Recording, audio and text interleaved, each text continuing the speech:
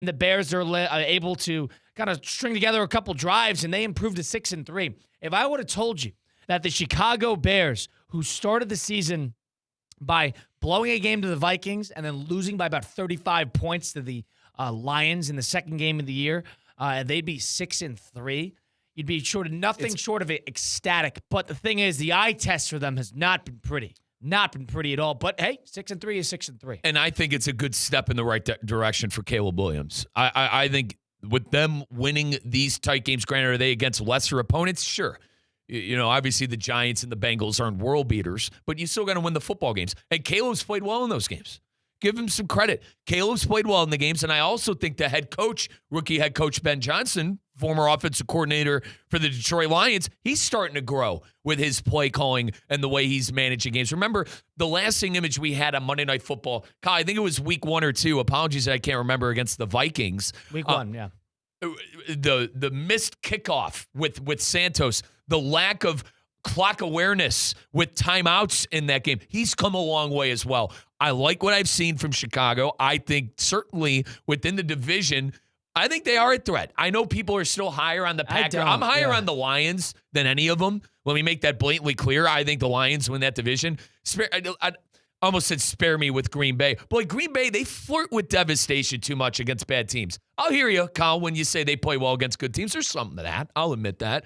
But too many times against bad teams, they play to their competition. So I think the Bears are certainly alive, at least with being a couple of games, like a game out at the end of the year and maybe a chance at division. I think they're a wild card team right now in the NFC. They obviously have to continue to play well, and Caleb Williams continues to have to taking the next steps. We'll see once they start replaying that division later on in the year. Only 4 sacks in the last 4 games for Caleb Williams, so I think you got to give a little bit of testament to how they run that offense, how that offensive line is played.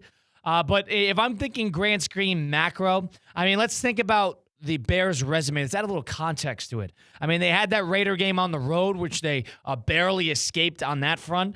They had that Washington game on the road, which is a terrific win. A terrific win. That was a spiritual win for them because they lost that game last year on the Hail Mary.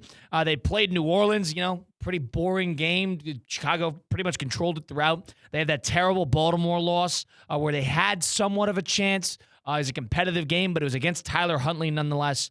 And they played Cincinnati, which is back and forth affair, 47-42. And then they played the Giants, where they were losing and getting outplayed for at least over half the game. So in terms of eye test, it doesn't look pretty. But if you were to ask a Bear fan what they would rather want, hey, you can't get both in a lot of these ways. You can't look like the Lions in a lot of their wins. You can't look like the Rams. The Rams, how many ugly games the Rams won for years before this? This year, they look outstanding, and they're flying. They're probably the best team in the NFL at the moment. But outside of them, last year, the year before, when they would sneak into the playoffs with Stafford at 9-10 wins, they would win the ugliest football games of all time. They would be 19-17. They'd be winning off safeties and that type of thing. There's nothing wrong with how you win. They just got to add a little context to it. Now, if you ask the Rams, hey, you just got to play well in the big game. We trust the Rams because they have a Super Bowl on their resume. But now, since everything's clicking, now it looks that much better. Yep. You can't grade too much. You can't look too far into it about how it looks. The fact that it's getting done, I think, is the biggest step the Bears could have ever taken. The Bears of years past, after losing that game to Baltimore, 3 weeks ago, usually that's when the season would unravel. Absolutely. It would unravel. They wouldn't win their next 2 games against lesser opponents. Give them credit. They've done that. And I know I keep going back to Caleb Williams, but that's the number one reason why Ben Johnson was brought in to be the Chicago Bear head coach, is because they have the number 1 pick. They have the, quote, generational talent that every team was lining up to take the year he got drafted. So, and I love what you said about the sacks. The big thing with Caleb was he would hang on to the ball too long. He would try to be, Superman. And we've come a long way from Ben Johnson telling him week 1, hey, brother, go out there and be Superman. That's not what Caleb has done. Yeah. He's played mistake-free football, and he has not made the devastating decisions that would have shot him in the foot like he did last year. Yeah, I mean, hey, what do you want him to do? Do you want him to throw 65 times a game but have 2 interceptions, 3 picks, or would you rather him play safe, throw for 245 yards, a touchdown, and get out of there with a win? You'd rather the latter 100 times out of 100. Does it look completely pretty? No. Are the Bears going to win a playoff game? Honestly, probably not. But if they are at least flirting with the postseason or getting in just barely to the postseason, this season is an A-plus victory. Chalk it up. Where do you put the Bears as far as where they rank in quarterbacks in the division? I don't know about where do you quarterback? I would take them over the Minnesota. That's it. That's okay. It. You think Green Bay still and Jared Goff? I think it's absolutely. I would agree with you with Goff for the time being, but if you ask me, I'm taking Goff for anybody in that division. If you asked me which quarterback I'd rather have for the future, I think I'm selecting Caleb Williams. I think that's the real conversation. It's not right now. It's who would you suggest would be the guy to lead you to the promised land as the franchise guy for years to come? I think I need to see more. I think I need to see more. There's a lot of questions about those players. I think Jordan Love, he looks like, he'll have that game against Pittsburgh, Colin, and then he'll have the game against the Panthers. I think Caleb has a chance to consistently be the best quarterback. And listen, I give credit to Goff. I do.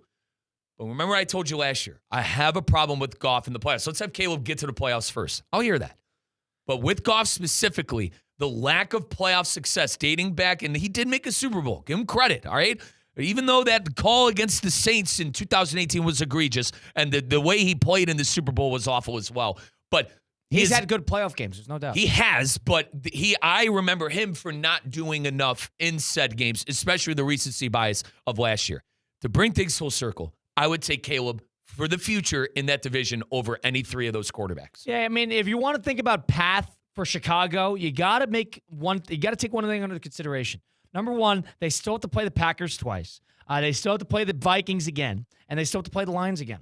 So you got 4 still divisional games on the horizon. And on top of that, you got to compare it and judge it to the other big time. There's 2 great divisions in the NFC, and there's 2 bad divisions in the NFC. The great divisions are the NFC North and the NFC West, with Seattle and the Rams and the Niners, who have actually played very well.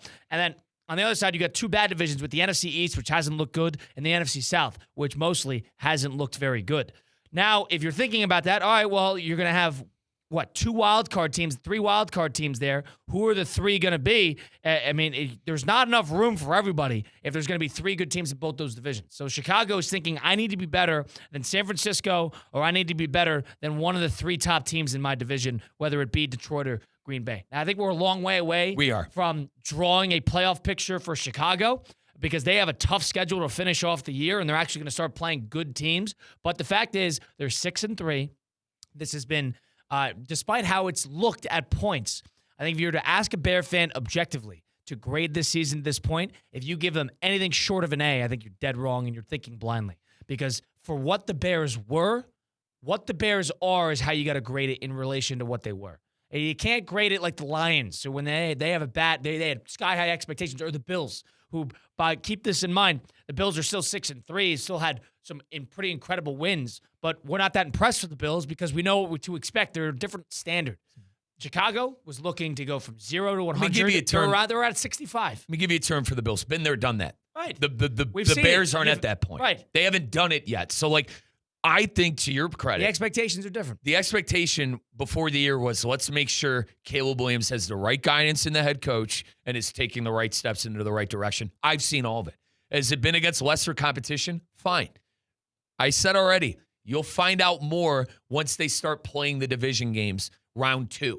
We mentioned early on in the year that they're not going to play a lot of those division games until later on in the year, and that's where the playoffs, or rather their playoff lives, are going to be decided. If they are going to beat Green Bay, if they are going to beat Detroit, they already got bamboozled by Detroit one time. You think that they'd want a little revenge on their mind. I'm buying the Bears right now, and even if they don't make the play, Colin, the Bears could win 8 games and miss the playoffs. If Caleb Williams looks like the guy, job accomplished. You tinker around that. You can't have 5 wins. We're past that point. They already got 6. They're going to finish the season with probably at minimum 8 wins. That is a victory. That is a win. That is a win. If you're Caleb Williams, 9 wins, sign me up, sign it off, away and on to next year, because you're not necessarily looking to be the Lions of this year. You're looking to be the Lions of the future. That's what they're trying to be. So from the Bears, they escaped that win against the Giants. They got a coach fired. I think there's still things to improve upon with them, but all you could think about is the 9-game sample size they put together, and you got to think A A+. This is as good as it could possibly get, despite having some bad losses, some bad games mixed into that. A team who also probably the A of everything, the A+ of everything,